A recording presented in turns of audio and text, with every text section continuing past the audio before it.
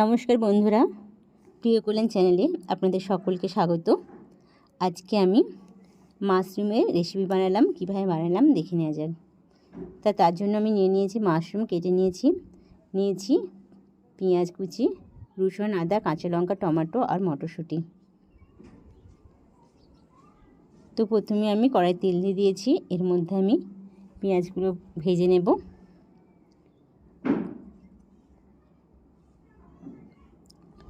পেঁয়াজগুলো আমি একটু হালকা করেই ভাজবো। এর মধ্যে আমি দিয়ে দেব, একটু ভাজা হয়ে এসছে, এর মধ্যে আমি দিয়ে দেব আদা রসুন কুচি আর লঙ্কা কুচিগুলো আমি বেশ ভালোভাবে ভেজে নেব।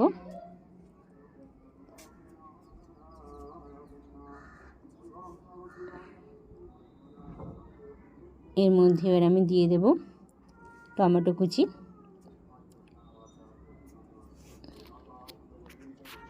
তো আমি হালকা লবণ দিয়ে দিচ্ছি টমেটোটা যাতে ভালোভাবে গলে যায়।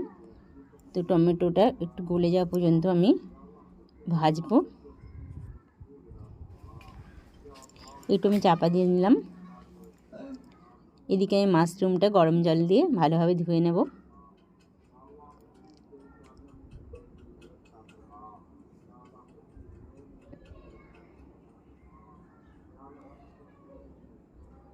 তো আমি এটা ছেঁকে নেব। এদিকে আমি কড়াইটা আবার খুলে নেব। অনেকটা ভাজা ভাজা হয়ে এসেছে। আবার একটু চাপা দিয়ে দিচ্ছি।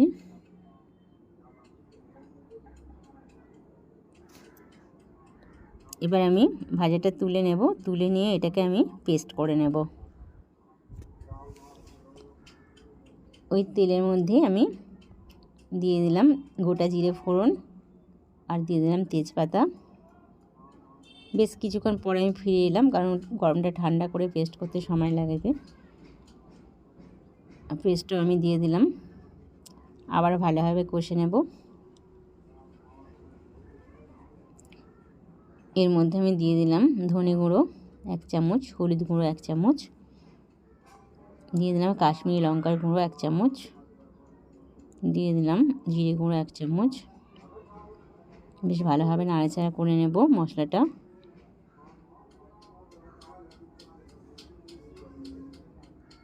দিয়ে দিলাম টক দই 2 চামচ মতো, ছোটো চামচের।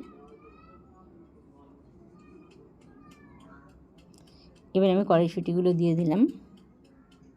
ভালোভাবে নাড়াচাড়া করে নেব। কড়াইশুঁটিগুলো সেদ্ধ হওয়া পর্যন্ত আমি অপেক্ষা করব। এর মধ্যে হালকা আমি জল দিয়ে দিলাম।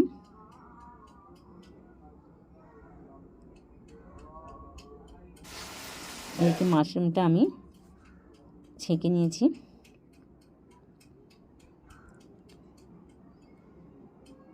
মশলা থেকে তেল ছাড়তে শুরু করেছে। আমি আবারও চাপা দিয়ে দিচ্ছি, কারণ কড়াইশুঁটিগুলো সেদ্ধ দরকার আছে। অনেকটা সেদ্ধ হয়ে গেছে। তো এবার আমি মাশরুমগুলো দিয়ে দিলাম। আরও আমি 5 মিনিট রান্না করে নেব। মাশরুম যেহেতু নরম, খুব তাড়াতাড়ি রান্না হয়ে যায়। এর মধ্যে আমি দিয়ে দিচ্ছি গরম মশলা।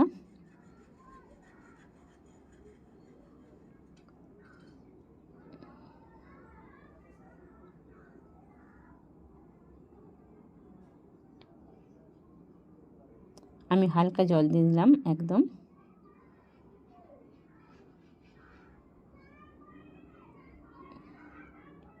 আবার একটু নাড়াচাড়া করে নিয়ে